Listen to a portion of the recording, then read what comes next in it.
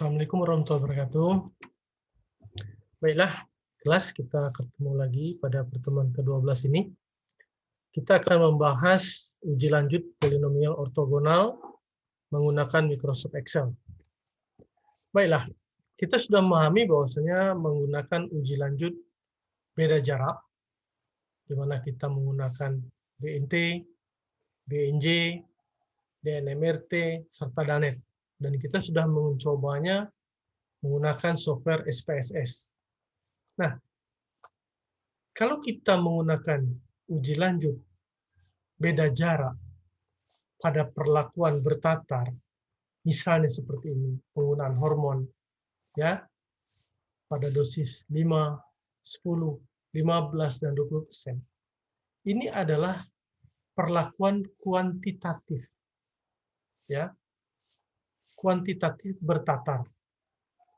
Ya, ini adalah perlakuan kuantitatif bertatar. Nah, sebenarnya ada uji yang lebih akurat, karena kadang-kadang dalam skripsi itu diminta untuk menentukan perlakuan terbaik. Dalam konteks ini adalah konsentrasi terbaik.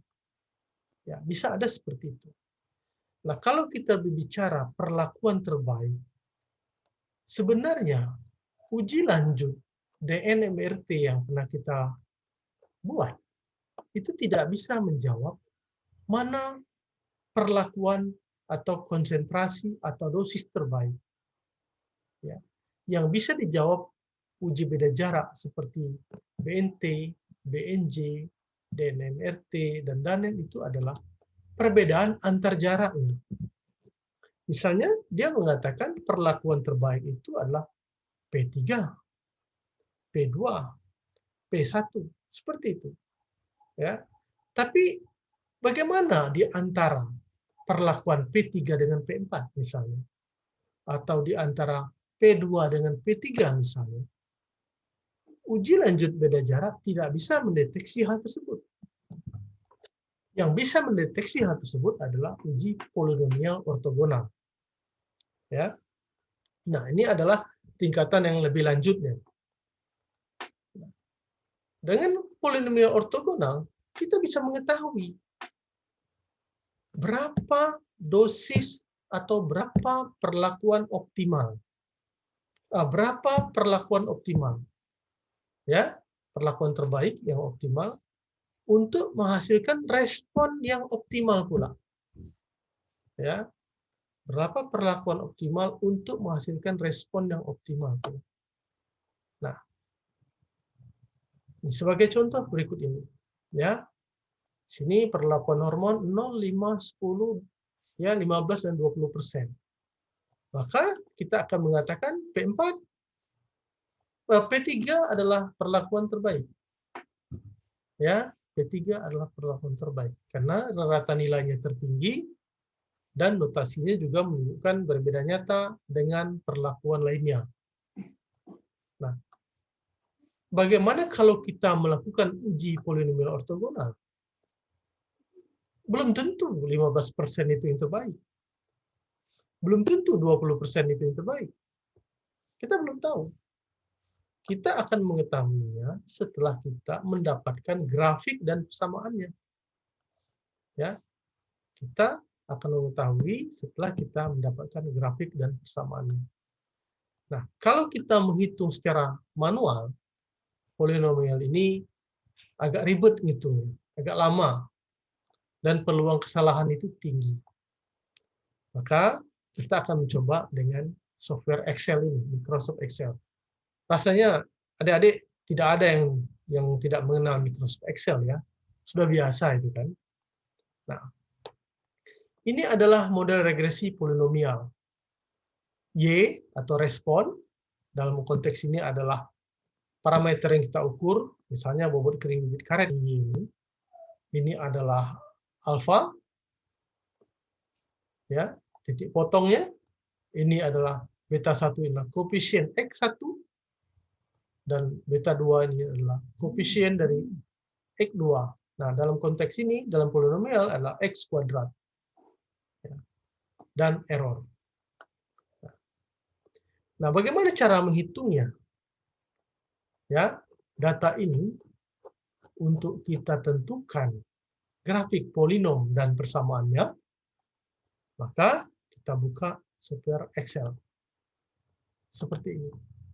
Nah, data kita susun begini. Ini konsentrasi hormon persen, ya. Nah, itu sebagai X dan bobot kering bibit karet dalam gram sebagai Y. Ini tiga, ini perlakuan kontrol P0 ulangan 1, P0 ulangan 2, P0 ulangan 3. Ini datanya dari tabel dasar. Kita pindahkan ke sini. Ya, 025, 028, 0,2 ya. Nah, ini dia. Dari data ini tadi kan 025, 028, 0,2. Nah, itu untuk P0. Lalu untuk P1 03, 027, 035. Begini ya. Nah, dan seterusnya ya. Di sini ada 15 data. Ya. Nah, setelah kita susun seperti ini, apa yang kita lakukan? Maka kita akan membuat grafik. Kita blok nih. Ya, seperti itu. Kita blok, lalu kita klik insert. Kita ambil grafik scatter. Ya, kita ambil grafik scatter. Klik scatter. Ya. Nah, ambil yang ini. Ya, scatter. Nah, maka akan muncul grafik dasar seperti ini. Nah, pengujian polinomial ini ya kita lakukan mulai dari linear dulu, pengujian linear. Baru ke polinom yang kuadratik. Jadi data ini akan kita uji dulu dengan regresi linear. Bagaimana caranya? Kita lihat. Ya, sudah kita dapatkan grafik seperti ini tadi. Boleh kita ulang. Kita blok ini. Nah, insert. Ini scatter. Kita ambil ini ya. Nah, ini dia. Maka kita mengklik nih, kita letakkan kursor kepada titik-titik data ini, sebaran data ini. Ya, kita klik kanan. Nah, klik kanan ya. Kita klik kanan. Klik kanan. Nah, maka kita klik add trend line. Nah, seperti itu. Nah, di sini ada order linear. Kita oke-kan saja ya. Kita setuju ini order linear yang option pertama. Lalu kita klik display equation on chart dan display R square value on chart. Nah, seperti itu. Ya. Lalu kita close saja. Nah, ini dia muncul. Nah, di sini kita lihat bahwasannya persamaan linear itu dengan R kuadrat 0,75. Lalu kita akan mencoba yang kedua. Kita lihat nanti. R kuadratnya mana yang paling besar. Kita buat satu lagi. Ini kita aktifkan, biar mudah nanti dia. Nah, kita blok sekali lagi. Kita klik insert. Klik lagi scatter. Ya, ambil yang scatter di sini. Nah,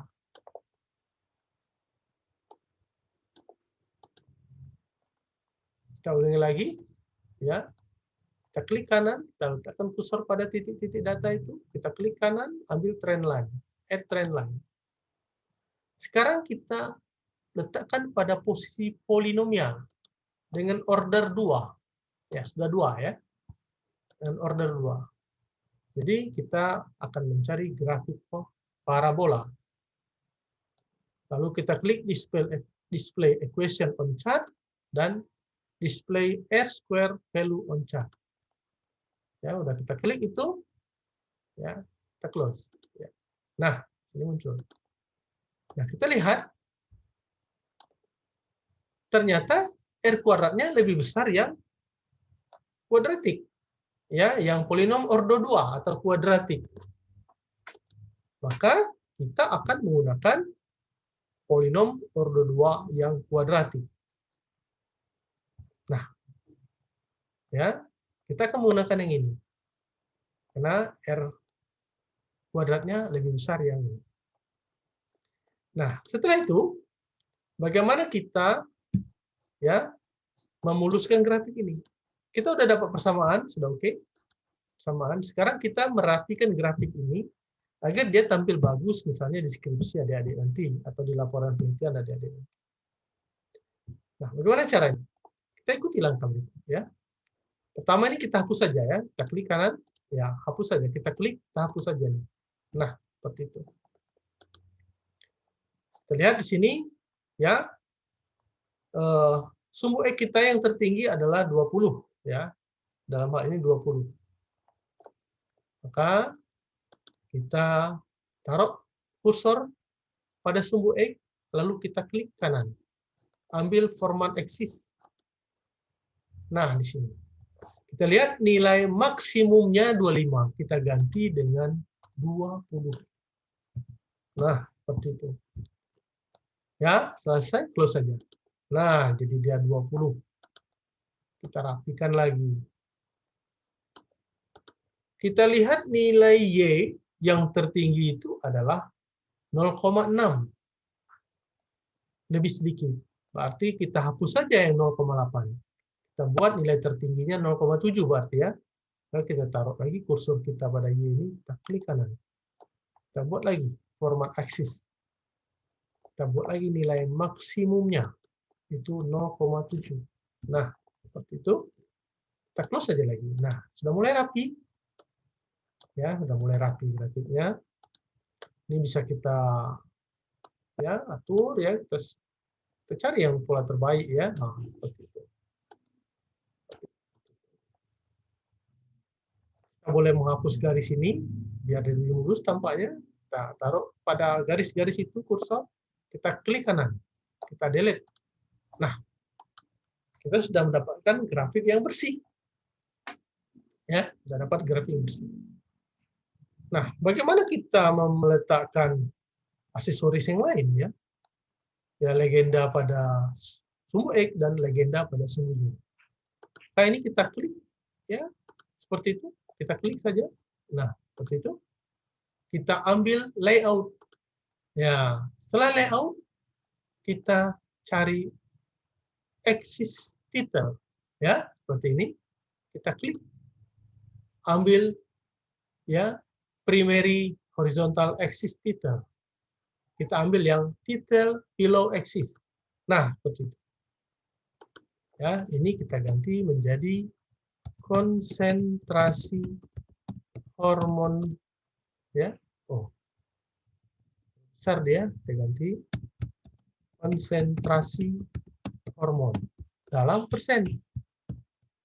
Nah, lalu kita ambil lagi axis title ini. Nah, kita ambil rotated title untuk sumbu Y.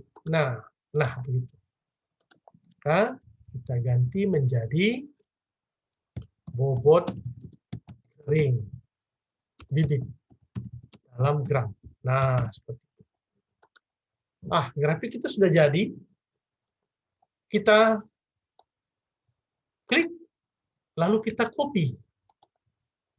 Ya, lalu kita copy ya, kita klik kanan, kita copy, kita pindahkan ke Word seperti ini. Nah, ini dia. Ini udah kita pindahkan. Sini dia. Nah, kita kasih keterangan gambar X, hubungan antara hormon tumbuh dengan bobot kering bibit karet. Di sini sudah lengkap, ada persamaannya, ya.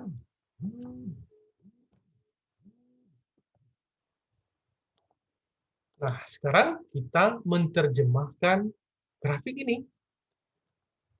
Nah, bagaimana caranya? Kita lihat.